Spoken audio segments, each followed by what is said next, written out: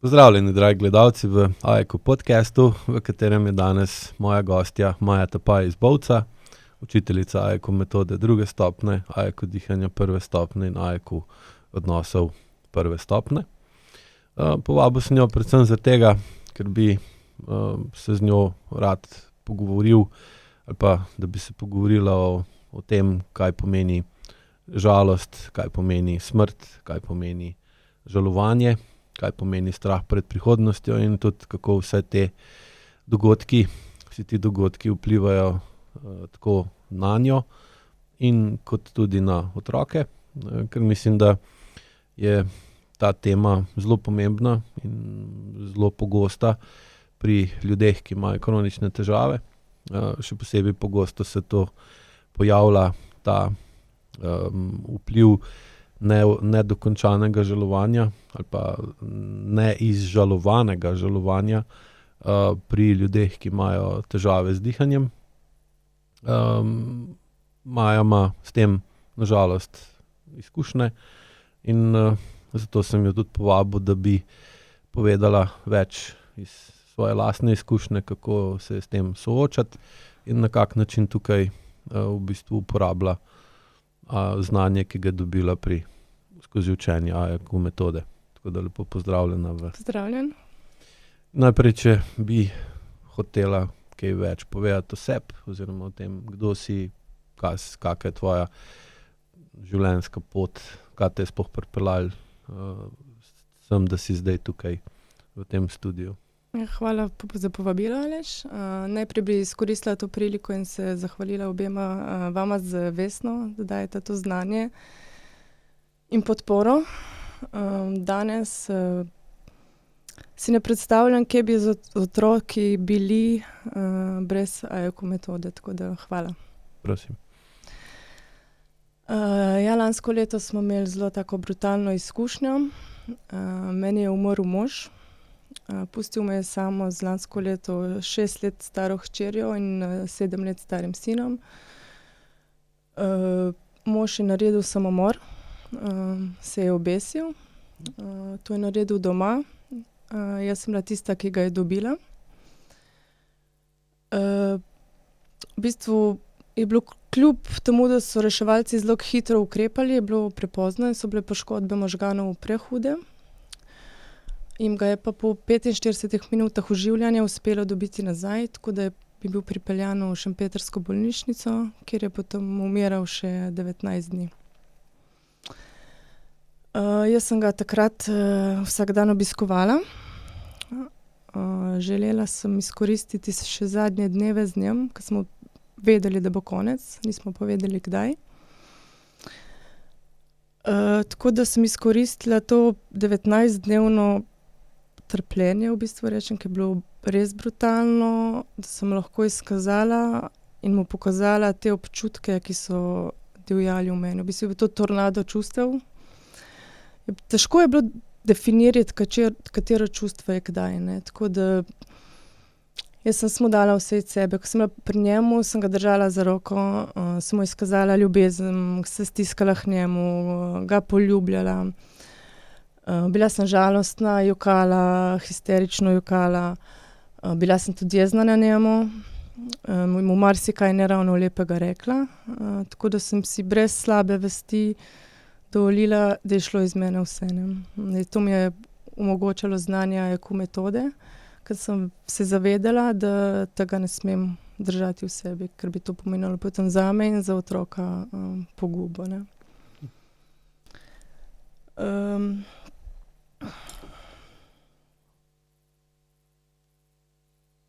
Zdaj, teh 19 dni sem se vsak dan, ko sem bila pri njemu, sesula na 1000 koščkov. Osebe, ki sem bila pred tem dogodkom, v bistvu jo ni bilo več, ne. Tako da edino, kar lahko rečem, je ostala praznina. Sesula se je neka iluzija, ki sem jo imela v svojem življenju in se je pokazala resnica, tako nekako kot v filmu Matrica. Občutek je bil pa tak, zdaj če rečemo, da nam gravitacija nudi neko varnost in zaščito, da nas ne odnese v vesolje, je to pomenilo zame, da lebdim v nekem temnem prostoru, brez nobene stvari, da bi se lahko nanjo oprijela, se ob nje odrinila ali pa nanjo naslonila. Tako da bila smo praznina in jaz. In to je bil res grozen občutek. Občutek čiste zmedenosti, ko ne veš, kdo si. In ne veš kam in ne veš kako. To si imela takrat toliko močnih čustev, ko so šla gor. Ja. Da dejansko je bil, lahko rečemo, vzgon te energije, ki je ven iz tebe šel tako velik, da tudi gravitacija ni bila več, te ni držala več na tleh. Ja. Ja. To je pri žalovanju tudi velik problem, oziroma če žalovanja ni, ne? Ker pa se ta močna čustva v bistvu ne spoznaš jih. No, se boš verjetno naprej povedala, pol, Ja. kak je tudi, kaka je bila, pol, kak je bil vpliv, pa učinek tega časa, ki si bila v tej praznini, ki je pa v bistvu zelo težek. Zdaj, takrat se je za mene čas odvijal zelo drugače. Tega še danes ne razumem, ko je že tisti čas, ko sem jaz moža dobila, se je zame čas totalno malo ustavil. In od tistega trenutka dalje je šlo, tako da bi gledal nek počasen posnetek. Ne. Drugače dojemaš vse. Se popolnoma ustavi. To je verjetno neka zaščita telesa pred... Ja, to v bistvu se zgodi, ko greš v tako imenovan zamrznitveni odziv.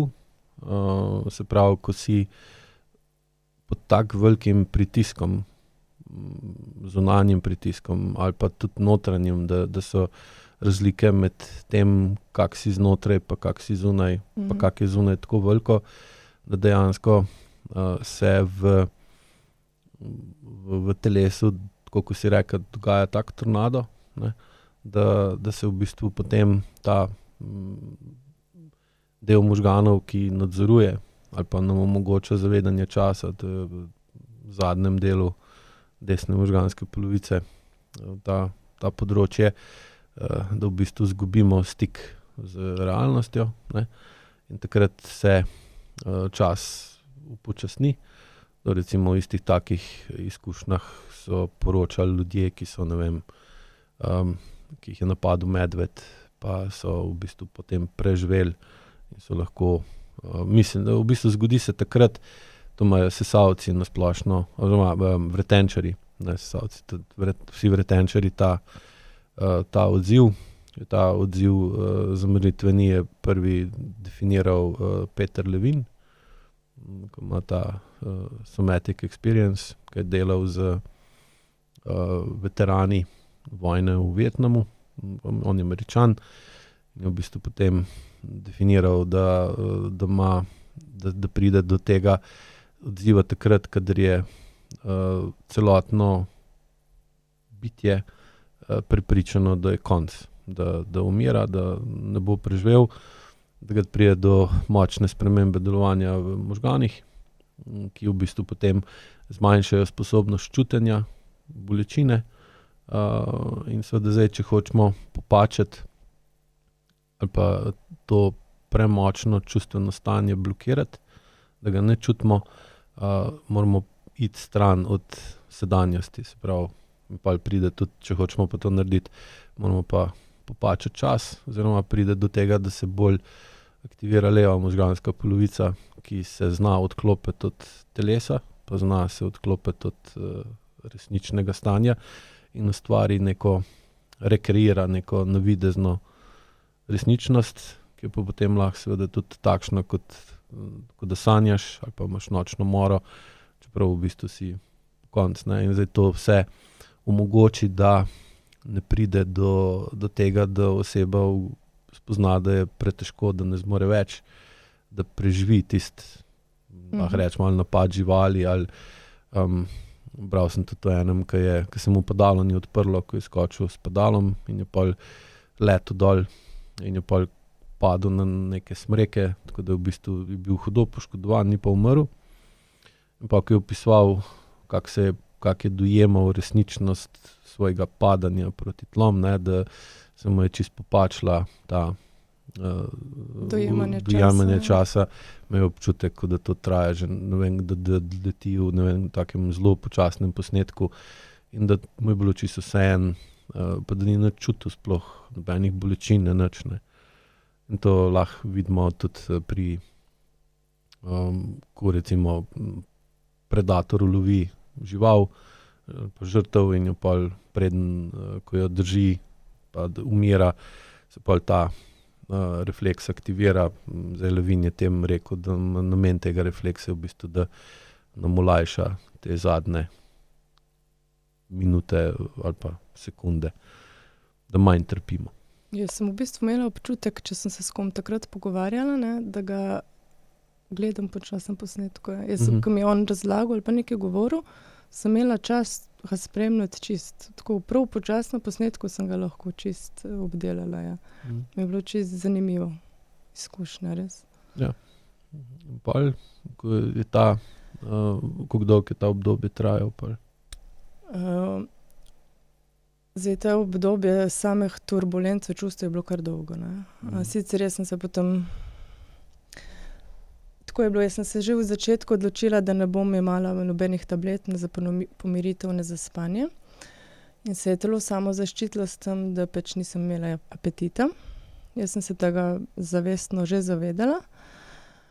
Vendar mi je ustrezalo, da s tem, ko dovajam v telo manj hrane, je v telesu manj energije in s tem manj čutim.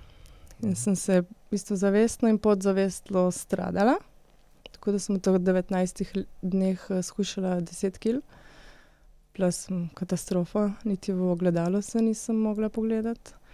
Je bilo pa dojemanje tistih realnih občutkov je bilo pa malo manj intenzivno. In to je potekalo kar nekaj mesecev potem, dokler mi je en večer sin je rekel, mama, je rekel, moraš začeti jesti. Je rekel, drugače bova še tebe izgubila. In to je potem pomenilo neko rdečo luč, ko sem rekla, zdaj pa dosti. Zdaj se moraš pa spraviti v red. In se je začela moja borba s hrano, ki je pa trajala potem kar pol leta.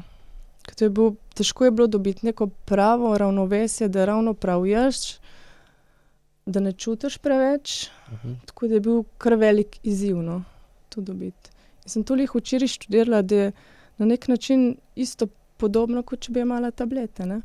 Ker to odvajanje je v bistvu tudi kar dolgotrajno, ne. Ja, čeprav je pa spet res, to je zdaj tako moje mnenje ali pa izkušnja, da se lažje odvadiš tega, ko pa odvisnosti od tablet, ne. Težko bi jaz to komentirala, ker nimam izkušnjo od odvajanja tablet, ampak No, jaz pač izkušen s strankami, ki jih imam, vidim, da je ta pa tudi nasplošno, recimo, vse teh primerov odvisnosti od pomirjeval je veliko. Recimo, ta en od bolj znanih je Peterson, ne, ki je imel v bistvu izjemno zaradi vsega hudega, ki se mu je dogajalo takrat, mislim, da leta 2018 ali 2019, je pa postal vedno bolj odvisen od teh pomirjeval, ne, in pa je šlo tako daleč, da je skoraj umrl, ne. V bistvu mu niti na zahodu mu niti niso več mogli ali pa znali pomagati.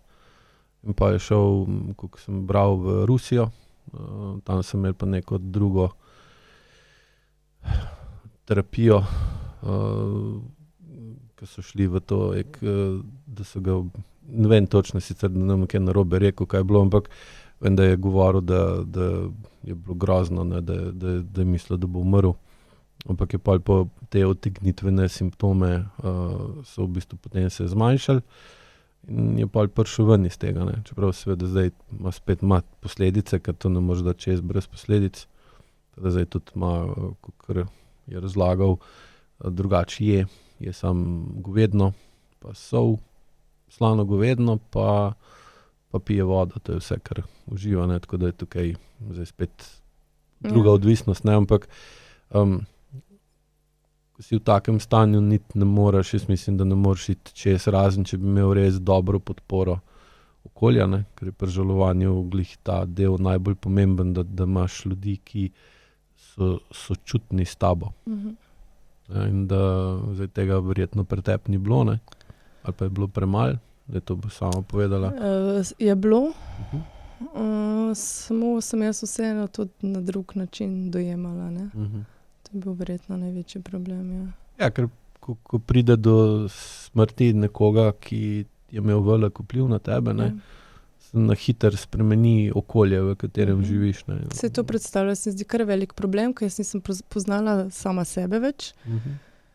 In zraven tega je pa še okolje do tebe seveda čisto drugače in si izgubljen. Ne veš, kdo si, okolje do tebe je čisto drugačno in rata kar velik problem, ja.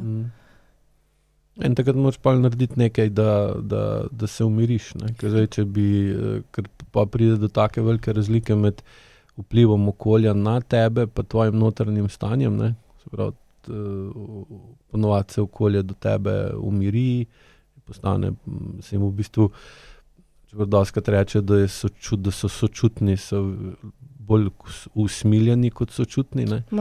V bistvu je bilo vsega, je bilo usmiljenje, je bilo sočutje, je bilo obtoževanje, tako da je bilo vsega polno.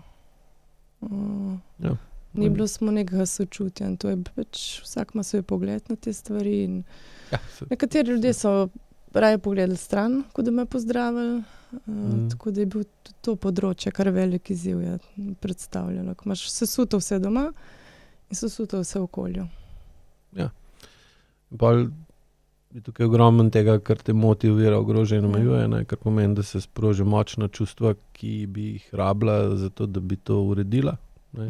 Na hitro to urediti ne moreš. In nimaš energije, ne. Tako. Niti nimaš energije. V bistvu jo imaš, ne, sam je ne znaš uporabiti na primeren način in pol se moraš pa naučiti, kako to energijo zbiti dol, ne. In ta manipulacija, ko si jo s hrano imela in potem to obdobje, da se vrneš nazaj, je spet logično. Hotel sem samo povedati, da ljudje, ki razvijajo odvisnost od pomirjeval, ne, od kemično odvisnost, zelo redko kdo se tega znebi v pol leta. Pa to prekine. Ampak običajno, tako ko poslušam, imajo več let, ko morajo počasi zmanjševati, pa pol že zmanjšajo, pa mislijo, da je v redu, pa se po 3, 4, 5 mesecih začne anksiozno zvračati, pa morajo spet iti nazaj in pa so še bolj razočarani, pa žalostni, pa prestrašeni in se ciklajo s to odvisnostjo lahko več let, ne. Tako da 6 mesecev še ni tako, čeprav jasno, to je vse relativno, ampak še ni, lahko rekel, da je bila manjša škoda. Kot če bi se recimo postala odvisna od pomirjeval, čeprav ni pa nujno, da bi, ne. To je zdaj spet. Ja. Jaz se strinjam, ja. Verjetno, da imaš prav, ja. No, pač ukvarjava se glih zaradi tega, ne. Zdaj, kako sta to otroka dojemala vse?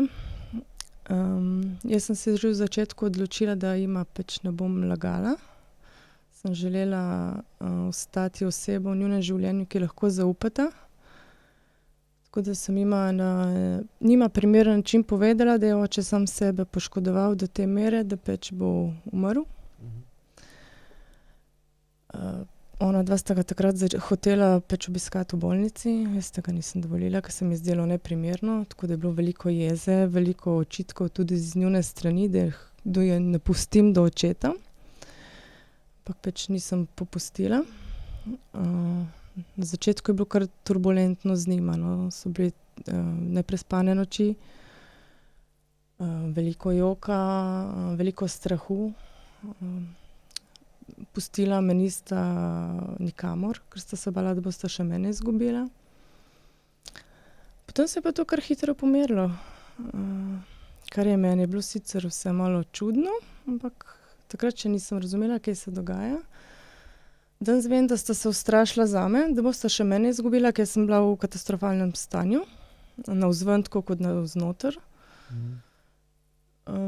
Tako da sta se ona dva pomirila in dokler nisem jaz začela urejati sama sebe, sta bila zgledala dokaj normalna, ne. Čeprav je bilo to daleč od resnice, ne. Ko sem jaz začela urejati moje spanje in prehrano, sta potem ona dva začela z raznimi izpadi. V bistvu boljš ko zblati, Bolj sta ona dva pokazala resnično sta si upala stanje v pokazati, notranjosti. brez da bi se potem zgodilo karkoli še z mano. Ne. Je predstavljal to zame pa kar velik izziv. Tako kot sem rekla, prej sem bila izgubljena. In sem takrat ugotovila, da je edini način, da se najdem, skozi njuno obnašanje, ne. Ko otrok ti nastavi neko ogledalo. In tako da sem začela spoznavati, kdo v resnici sploh sem, skozi njun odnos do mene, do stvari, ki so se nam jih dogajale, kar pa ni bilo ravno lepo, ne. Prišli do nekih krutih spoznanj, kdo v resnici si, ne. Pa si ne želiš tega slišati, pa si ne predstavljaš kaj takega. Ker je kar težko. Si pa to povezovala z preteklostjo svojo, z okoljem, v katerem si živela, pa se razvijala? Jaz, kar se tiče mene in moža, jaz sem imela veliko srečo, ker po takem dogodku ostane kup nekih vprašanj, zakaj, ne. Jaz sem imela srečo, da me je obiskala potem Jožica, to je bila soseda od mojega moža, tako da hvala, Jožica. In mi je povedala tudi, kaj se je skozi njegovo otroštvo dogajalo. Tako da sem jaz lažje razumela, kaj vse je pri njemu in potem pri meni pripeljalo do tega dogodka, ne. Da dobiš vsaj nek delni odgovor, ker če izvisiš brez vsega, je potem to težko, ne. Da se vsaj nečesa oprimeš, da razumeš, potem poskušaš razumeti.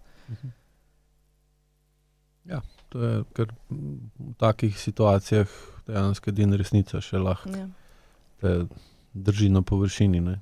Potem pa spet ti pomaga, da greš naprej, ne, ker drugače se lahko samo še bolj zaplete. Samo zato rabiš pa pol tudi imeti veliko večjo v bistvu čustveno zrelost, ne. Da kljub temu, da imaš v telesu močna čustva, močne napetosti, težke občutke, da ti lahko glava, še posebej čelni reženj, dovolj dobro dela, da lahko razmišljaš o tem, kaj se zgodi ali pa kaj se bi zgodilo, če bi naredil določeno dejanje. In pol v bistvu namesto, da narediš dejanje, ki bi ti delalo potem škodo, ne, to dejanje ne narediš. Oziroma pride do tega, da dejanje, da rajš ubiješ možno dejanje v prihodnosti, ko pa da pride do tega, da ubiješ sebe, ne. To je tudi namen čelnega režnja. In zdaj problem čelnega režnja je pa ta, da je zelo občutljiv na čustveno stanje v telesu, ne. Zdaj višja, ko je čustvena vzburjenost ali pa višja, ko je potencialna energija, ne, v telesu, tako kot pravi, ko jo to interpretiramo, težje uporabljaš, težje razmišljaš.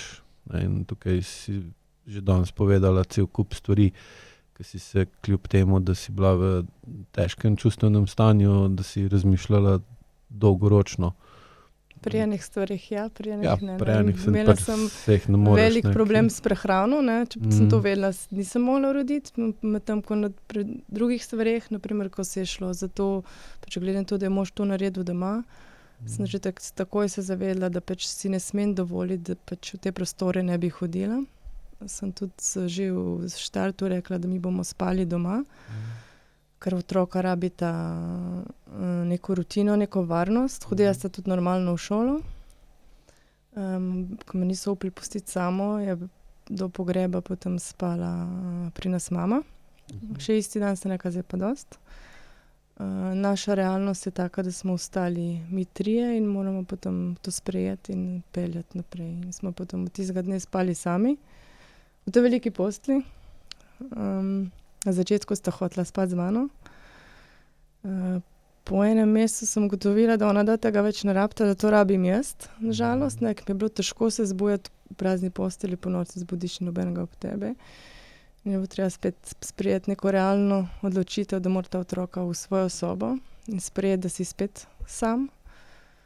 Ja, veš, kaj tukaj, če recimo tega ne bi začutila ali pa spoznala, Ali pa Prekleneš na sebe, ja, greš v zlorabo. otrok. Ja. In pa se to točno tako. pol taka stvar, če traja, bi pol čez 10-20 let pri enem od otrok ali pa lahko pri obeh peljala v to, da bi imela določene težave v načinu, kako živita, ali pa telesne ali pa psihične težave. Ne.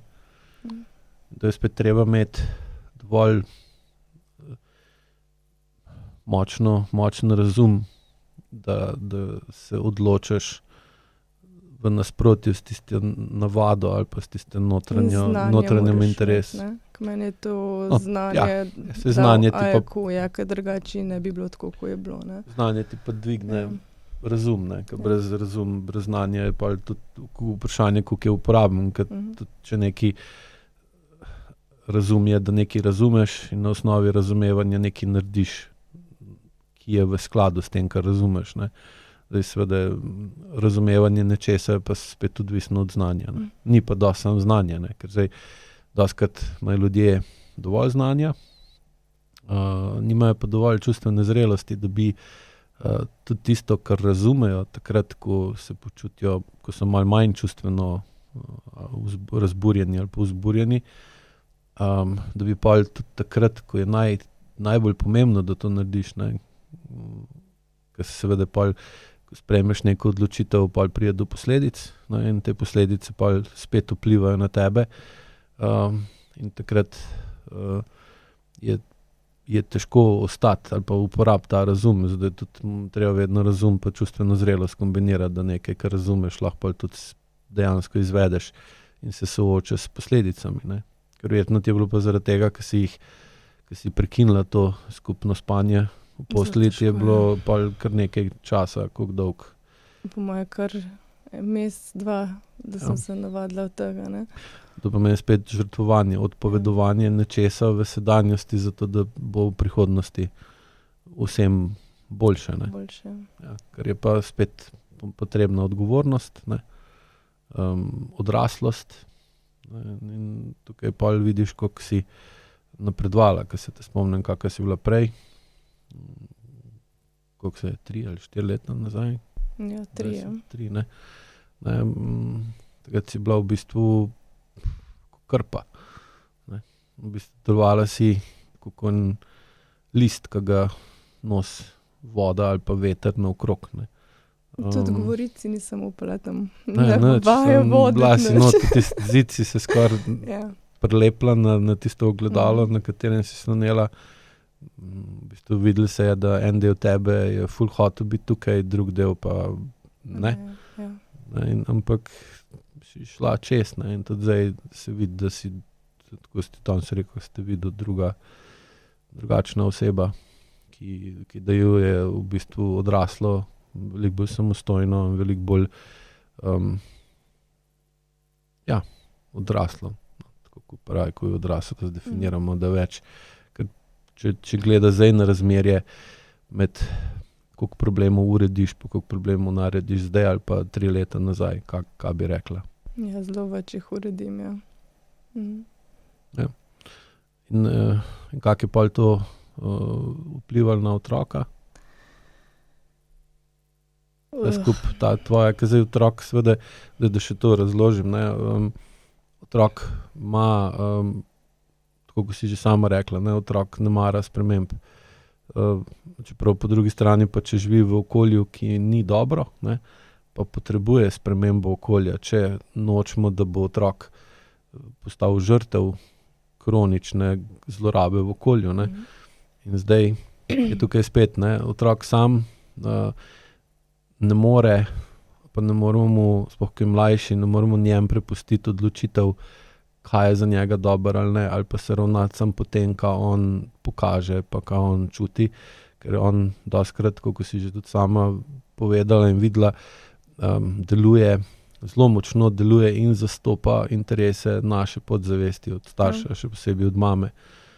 Pa če se ravnaš samo po tem, kaj bi otrok, ne, tako kot si rekla, videla si, da sta se kar na lepem spremenila do tebe, ker sta v bistvu čutila, da če te ona ne bosta podprla, pa ti pomagala ali pa vsaj olajšala tvoje starševske funkcije, da se boš sesula, in takrat otrok v bistvu realno gledano takrat sta šla v močno senzorno motorno amnezijo, da sta kljub temu, da zblati enaka kot prej, kot par tednov prej, sta ona dva konkretno spremenila svoje vedenje, kar pomeni, da sta mogla spremeniti motorno delovanje živčnega sistema, da sta se drugače vedla, ne? Vedla sta se drugače, ja. Drugače pa težave so bili tako, ne, nonstop krvavitve iz nosu so bile, potem so se pojavljale, obnašanje pa je normalno. Obnašanje je normalno, druge težave pa so bili prehladi, zamašen nos, krvavenje iz nosu, Ko spet kaže na visok notranji pritisk, ne? Zdaj, če ti kri teče z nosa, pomeni, da je v glavi veliko večji pritisk kot zunaj. Škripanje zobmi tudi. Ja, to je ogromno jeze, ogromno besa, ogromno gneva. Ne?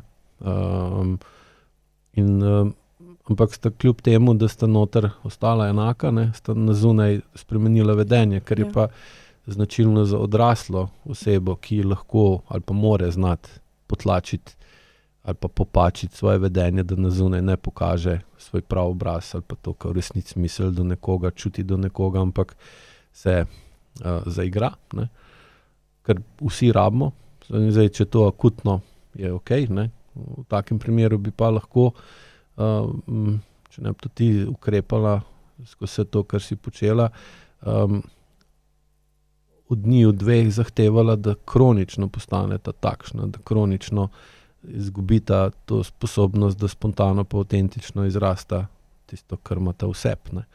In pa seveda, ko to traja nekaj časa, par mesecev, par let, ne, pa enostavno pozabiš, kdo sploh si noter, ne.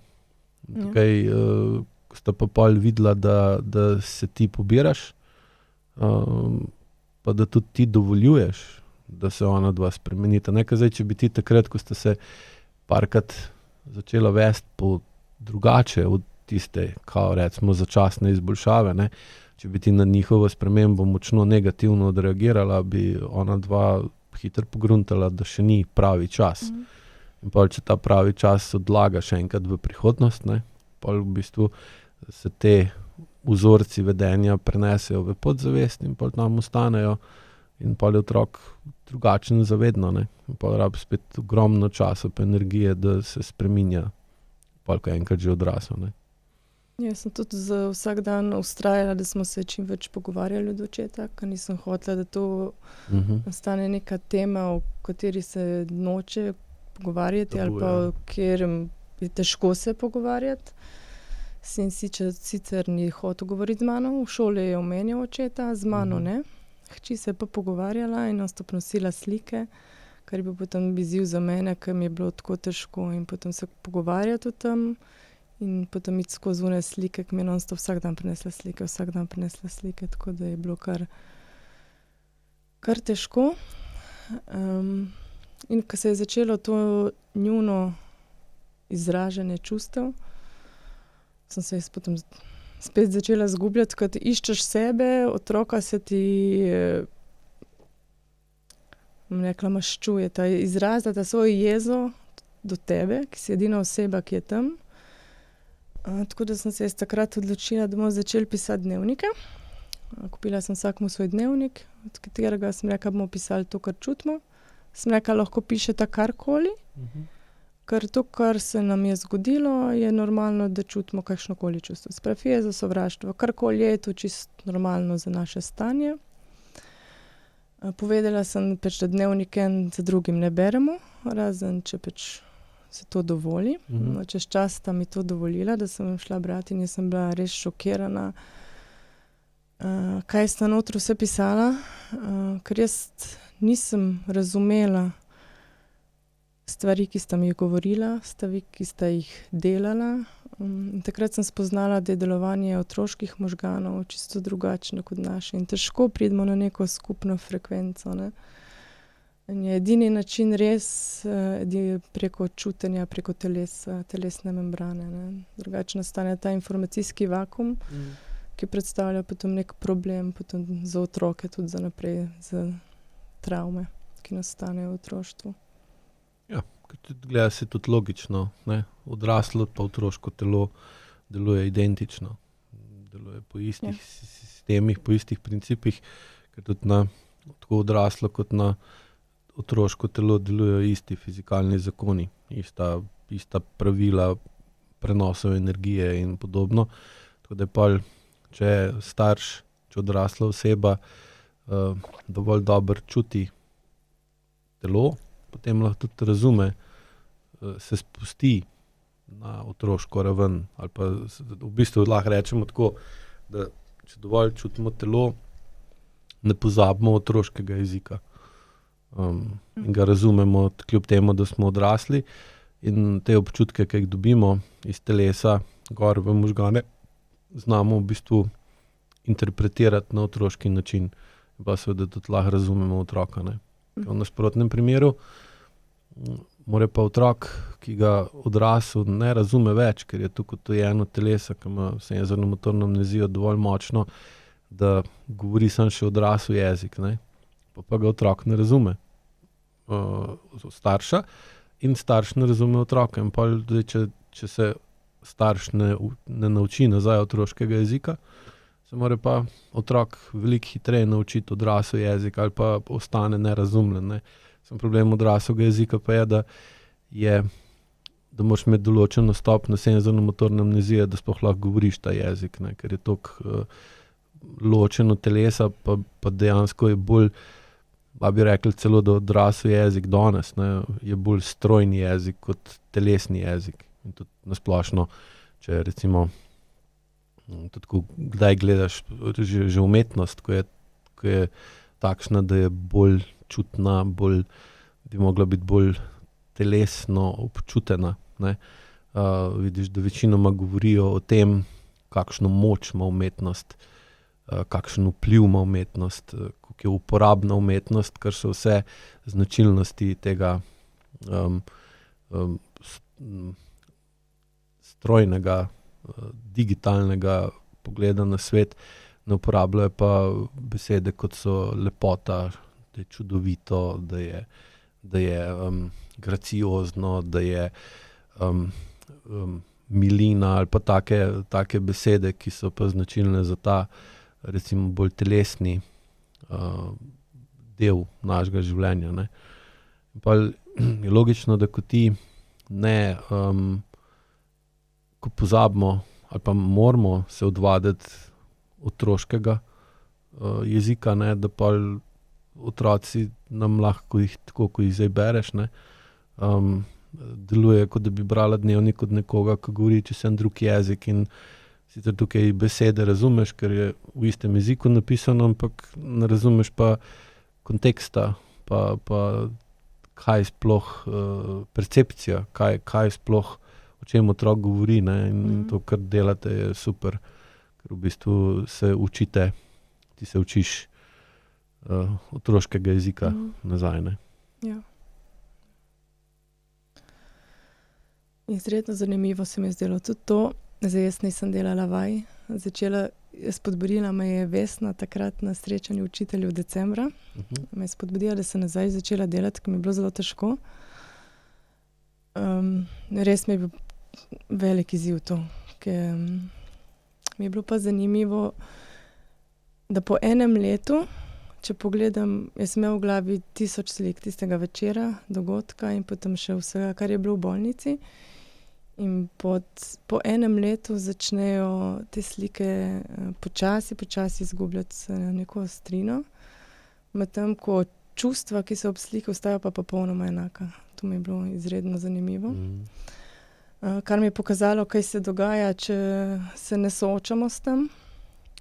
Tako da sem preko vaj videla, da ko se spuščam potem te občutke in čustva, da začnejo res izgubljati neko intenziteto. Tako da se mi je zdelo zelo pomembno, da se s temi realnimi občutki soočimo, ne. Ker samo na ta način se lahko potem izmanjšujejo. Ja, tukaj je treba paziti na čas, ne. Ja. Tukaj je čas je glih tisti najbolj bistvena komponenta celotnega procesa, ne. Zdaj, če ga imaš premalo ali pa če hočeš to preveč na hitro narediti, ne, potem v bistvu narediš več škode, ne, kot koristi. In jaz sem vmes parkrat probala, pred decembrom, ampak ni šlo. Ja, to je Me je sesulo in sem rekla, očitno tudi tebe, ak sem takrat vprašala, si rekel, ni še čas in ni bil. Ja, ker moraš pustiti, da se stvari dozorijo, kakorkoli. Ali pa da tok se umirijo, ne? Da v bistvu postanejo dovolj manj močne, da jih lahko svojim razumom uporabiš. Ne? Ker v bistvu tudi nasplošno moje v bistvu žalovanja glih to, da si daš dovolj časa, da se ta močna, iracionalna, ta prvinska čustva, kot so strah, kot so razočaranje, kot so zapuščenost, obup, ne? Žalost, to so vse izjemno močna čustva, ki jih imamo zelo globoko noter v trebušni votlini, in ko to pride gor, ne, to je toliko močno, da te odnese, ne. In pri smrti sploh pride, ali pa tudi pri drugačnih izgubah, kot so ločitve in podobno, ne, je povsem logično in naravno, da se taka čustva aktivirajo, ne, samo zdaj, kaj s tem narediti, ne. In zato pa je bistvo ta, kako ta racionalni naš del se odzove. In če so čustva premočna, je potem tudi logično, da imamo te podzavestne zaščitne mehanizme, ki nam spremenijo dihanje, ki nam spremenijo odnos do hrane, Spanje. ali pa uporabo, tako spanje. To so klasični, recimo te trije, sprav dihanje, spanje pa prehrana so klasični, te najbolj pogosti trije vplivi, kjer lahko v srednji živčni sistem vpliva na delovanje teh, recimo, življenjskih funkcij. Na ta način pa zmanjšamo jakost življenjske energije, s tem zmanjšamo jakost čustev, ne. Pa seveda se pa pogosto uporablja tudi prekomerno delo, prekomeren šport, da se s tem utrudi oseba. To so mi zdelo, da sem se po noč, ker nisem mogla spati, da sem doma športala, ja. Ja, da se s tem umiriš, oziroma utrudiš, ne. Pa je spet, se pravi, glih obraten proces, kot da ne ješ, ne. Tam energijo niti ne pustiš, da jo dobiš. Ma jaz sem se posluževala vsega. Vse, ja. Ker je količina čustev, ki se aktivirajo zaradi take nenadne spremembe, je izjemna, in to je tako močno. Mislim, da so pred leti, mislim, da v prejšnjem desetletju, da so na ruski v Moskvi na fakulteti za, samo ne vem, kje točno, pozabil, da so delali meritve in so pač določili, da je človeško čustvo glede na razmerje med maso pa med jakostjo energije najmočnejša energija v vesolju, ne.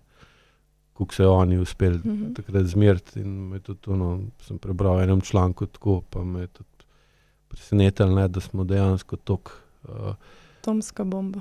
Ja, da imamo tako močno, tako veliko sposobnost, da maso, ki jo imamo, spreminjamo v energijo, ne. In da je to toliko močna stvar, sploh ker recimo, ko še to energijo lahko spremenimo v določene besede, v določeno obliko glasu, Pogled, v določen izraz na obrazu, držo, pogled, je pa to na tistega, ki to vidi, ima izjemno močen vpliv in mu lahko spremeni življenje, čeprav zato pa porabimo mi, da to izrazimo relativno malo energije, ne. Tukaj pa je ta način, da se utrujaš, pa na različne načine zmanjšuješ sposobnost imeti čustva, dejansko edina logična pot, da ne greš v histeričnost ali pa paničnost ali pa... Tega sem se pa najbolj bala, ker nisem rekla, tega pa ne bom dovolila, da me otroka vidita izven kontrole. Ker sem hotela, da veste in se zavedate, da ima mama vse pod kontrolo in da bo vse v redu. Ja, in seveda potem nisi mogla imeti normalno delujočega telesa, ker bi bilo teh čustev preveč, in pol tvoja zavest ne bi mogla držati nadzora nad tem in bi se pol tudi ti razpadla, pa bi bilo pa še 100-krat slabše, kot je bilo, ne. Tako da je to spet logično, ne. In zdaj, če se vrnemo nazaj na dnevnik, ne. Ja, zdaj, tako da vsak dan pišemo ta dnevnik. Je pa otrok, vsaj v hčeri je še zmeraj ogromno jeze, ko imam tudi sama jaz do sebe. Tako da mislim, da nas čaka kar še zelo dolga pot. Mislim, da smo začeli dobro, pot je pa še dolga, ja. In vsakodnevno delo na tem, ne. Zdaj, ravno je bilo, februarja je bilo 1 leto dogodka.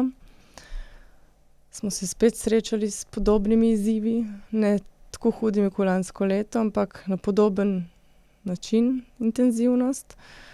Ampak glede na to, da je bila situacija rešljiva, ker lansko leto ni bila, sem lahko bolj odraslo odreagirala. Prišlo je tudi do tega, da so potem me kontaktirali, da so začeli otroka spraševati o samomoru. Zdaj, mi prav besede samomora nismo predebatirali z otrokoma, tako da smo za veliko noč se usedli dol in načeli temo samomor, oče, zakaj. Se mi zdi, da potem mu je kar obema padla neko breme od srca, ne. Ona da po moje sta podzavestno vedela, da nekaj ni dorečenega. Ni bilo skrito, ni bilo pa dorečenega. In se je potem, malo so se začele majhne spremembe potem dogajati, no. Da mi več upata povedati, malo več me upata vprašati, postopoma. Tudi nočem preveč ima razlagati, še zmeraj sta majhna, še zmeraj ni treba, da slišita vse podrobnosti. Tako da gremo postopoma res, ko je potreba. Kako se pa pol zaradi vsega tega spremenil tvoj pogled na recimo proces žalovanja? Kako si ga razumela prej, par let nazaj ali pa zdaj? Kakšna spoznanja bi lahko dala gledalcem, ki bi jim pomagala lažje prenesti ali pa preživeti, zdržati, dati skozi tako ta neljub, ampak pač dogodek, ki se vsakem zgodi, ne. Ko pride do tega, se mi zdi, da je najbolj pomembno, da pač ne bežimo od tega, da se soočimo z občutki, ki so v nas. Seveda je to zelo težko. Fajn je, če imamo kakšno podporo. Jaz sem imela tudi tvojo, no, in od drugih učiteljev, ko sam ne zmoreš. Tako da je zelo pomembno, da si poiščejo tako pomoč in da se začnejo izobraževati v to smer, ker je znanje zelo velikega pomena, no. Da veš, kaj se ti dogaja, da veš, kaj moraš narediti, in da veš, kam greš. To je zelo pomembno. Okej. Kako je pa bilo glede odzivov, kako je to vplivalo potem na recimo tvoje starše, pa na odnose tebe z okoljem, splošno, ne samo do družine, ampak tako, kaj se zdaj v tem dobrem letu učila. Začneš gledati drugačno vse stvari in na prvo mesto postavljaš sebe in otroka, tako da znaš zrezati odnose, znaš reči ne, kar prej nisem znala. Se je zelo spremenilo, res. Težek način. Ja, na krut način. Na krut način sem se navadila postaviti zase in potem narediti, kar je dobro za mene in otroka.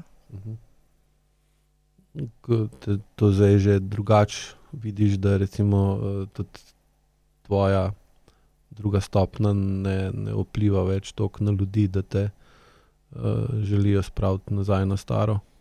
Ali pa da ti pomagajo, da bi šla? Se mi zdi, da je to proces, ki še traja. Ja, seveda. Sem, če vidiš, da je recimo razlika, ne? Razlika pa je. Bolj opaziš to ali pa. Se opazi, da je neka razlika, da te pustijo bolj, da imajo drugačen pristop do tebe. To pa je. Ampak je treba pa potem vztrajati, ne moram jaz potem to držati, trdno ostati da tam in peljati tako naprej, ne popustiti. Ja, se te najtežje. Ja. Ker je tradicija je težka stvar in jo premakniti pa spremeniti je zelo težko delo, ki seveda tudi ne more biti hitro narejeno, ne. Če preveč energije vložiš, da bi tradicijo na hitro spremenil, potem prej sebe zlomiš, pa da bi tradicijo, ne, ker je prevelika, enostavno ne gre. Ne. In tudi to potrpljenje, pa vztrajnost, ki je tako pomembna, je tudi tukaj najbolj važna. Ne. Čas, se mi zdi, predvsem je čas. Ima velik pomemben čas. To je recimo tudi namen vaj, to sem ti že razlagal, pa še tukaj, da ker ko delamo vajo, se v bistvu učimo, kako čas bolj realno čutiti. Ker začnemo skozi telesne gibe se bolj zavedati, koliko čas teče, ne, ali pa koliko časa mine, če hočeš. Ker recimo, ko se malo bolj poglobiš v kako vajo, pol ure mine, tako bi pihnil, ne. In pa ugotoviš, da pol ure sploh ni toliko veliko časa. In da dejansko imaš pa na dan na voljo tam 16-17 ur, ne. In da to tudi ni toliko veliko časa. In pa v bistvu dojameš, da lahko v določenem času spremeniš samo nekaj stvari. Če greš pa več od tega, pa se pa začneš premikati že, da si bolj stroj kot pa človek, ne. In ravno ta del se mi zdi danes, da je pri veliki večini, če ne celo pri vseh ljudeh, ki imajo kronične težave, vsaj tisti, s katerimi mi pri AIQ srečujemo, da imajo popačen občutek za čas in da imajo tudi v bistvu, ne dojemajo sebe kot živo bitje, ki ima drugačen odnos do časa kot recimo mašina. Ker zdaj obkroženi smo pa s tukimi mašinami, stroji, napravami, ki čas ne dojemajo, ne čutijo časa, a lahko imajo notranjo uro v mikroprocesorju, pa lahko naštimaš, da pečica peče pol ure, prav lahko rečeš, no, ki se razume čas, ampak dejansko ga ne čuti. In pač, če daš mašini nalogo, da naj dela hitreje, da naj v istem času naredi več, bo pač to naredila, dokler ne bo preveč, pa bo se pokvarila, ne.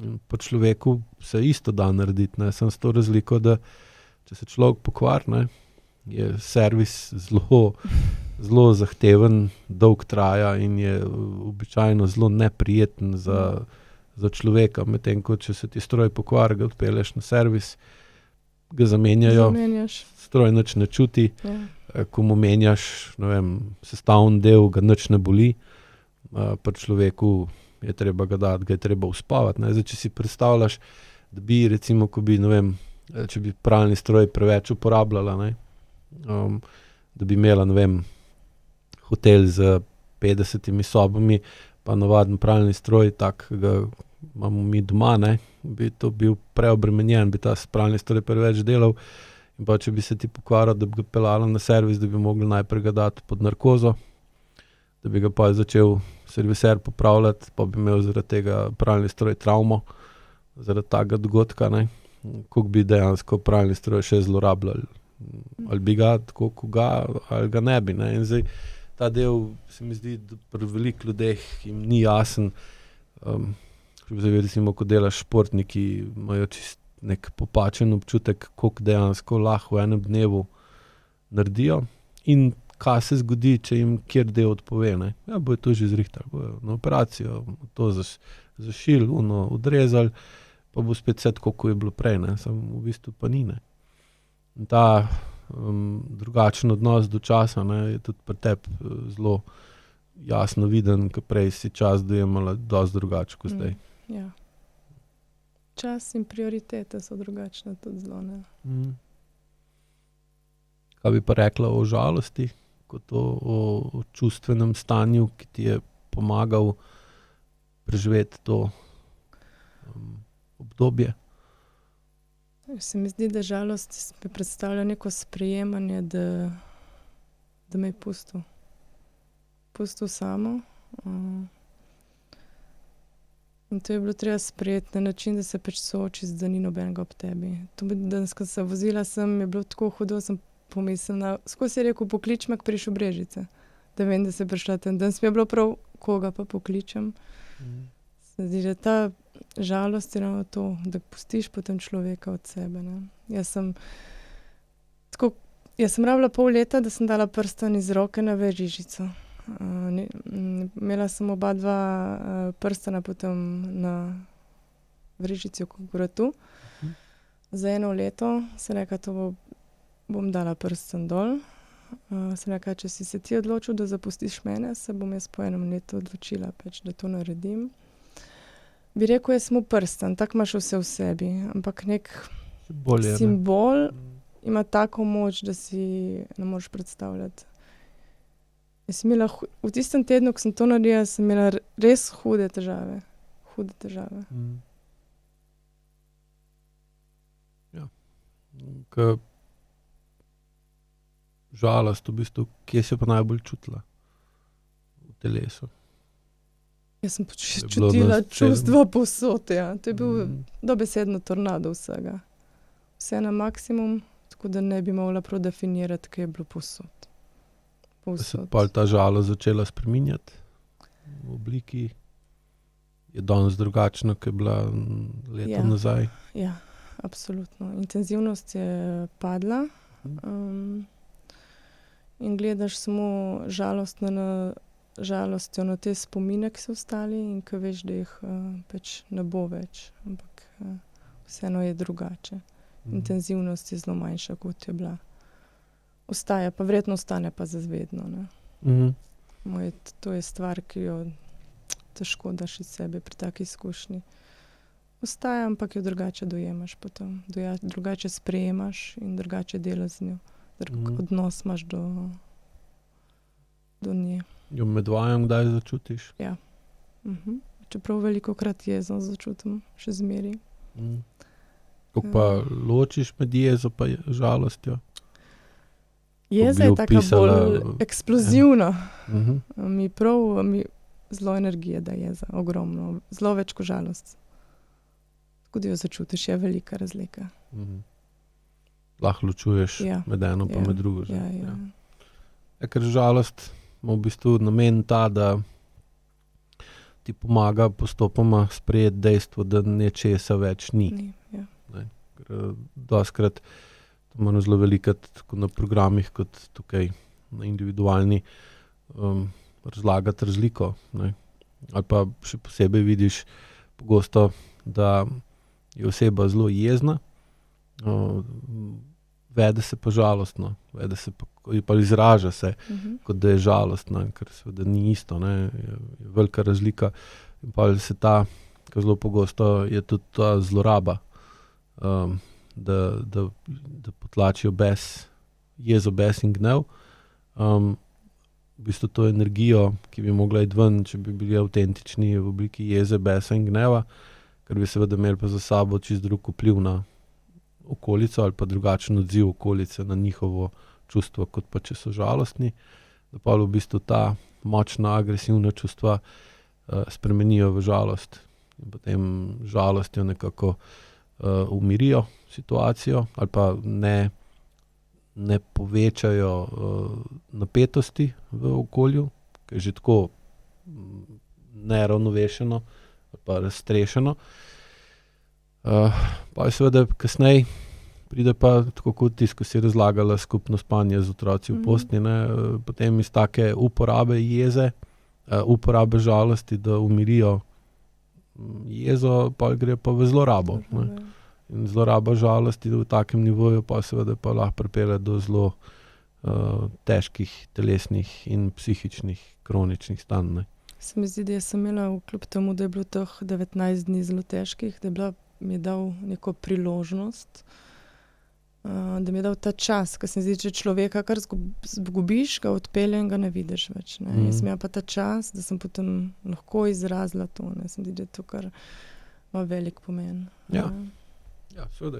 Pa pride pa še do tega, da recimo to nerazrešeno čustvo, nezaprto rano, ki jo imaš, da pa ko se ti zgodi kak drug dogodek, ki je recimo podoben, ni pa enak, da pa v tistem dogodku izražaš čustva, ki jih nisi izrazil v onem prejšnjem.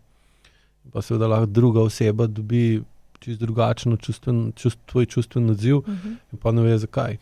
In pol misli, da je sploh če otrok ta, ki to dobi, ker je najpogosteje, pol otrok v bistvu poskuša razumeti spet ta odraslo govorico, je ne razume. In pol dostikrat imam tudi recimo primere, ko niso razumeli staršev ali pa enega od staršev, zakaj se tako vede, in so pol šli v proučevanje vedenja človeškega, psihe, čustev, ker so poskušali razumeti, kaj se sploh dogaja, ne. Ampak dokler niso telesnega dela vklopili zraven, niso nikoli prišli tako globoko, da bi dejansko razen teoretično razumeli, ne. Ali pa imeli sami problem, da teh čustev ni, ne. Tako Jung je to že napisal, ali pa mislim, da je enkrat rekel v enem intervjuju, da nerazrešene travme, ki jih potlačimo v podzavest, da v bistvu se spremenijo v našo usodo in se nam kar naprej ponavljajo, ne. Zato vse, kar počneš, je zelo pomembno, da tako vedenje ne postane tvoja usoda, ne. Pol pa to usodo preneseš pa pol še na enega ali pa na oba otroka, ne. Meni se je zdelo tudi pomembno to, da sem jaz pred otrokoma nisem skrivala svojih čustev. Sem tudi jokala, sem bila jezna. Je pa res, da so bili tisti izbruhi, ki jih nisem mogla obvladovati, da sem se umaknila, da je bilo to, ko sta bila v šoli. Pač moraš, se mi zdi, še zmeraj imeti neko odraslo vedenje, da se obvladaš, ko so otroci zraven. Pač čustvuješ, da vidijo, da se nekaj dogaja, ker to stanje ni normalno, ampak po odraslo. Se mi zdi, da je to tudi zelo pomembno, ne? Da ne izgubiš kontrole. Ja, to je osnova, ne. Ker se s tem tudi oni učijo, kaj pomeni biti odrasel, ne. Bi za konec hotela povedati še kaj ali pa rada povedala še kaj dodatnega takega, kar nisva naslovila v samem podcastu? Mislim, da je to za enkrat. Hvala lepa za vašo pozornost, za vaš čas. Te pa tudi hvala. Lepa hvala za gostovanje. Hvala, Aleš. Srečno.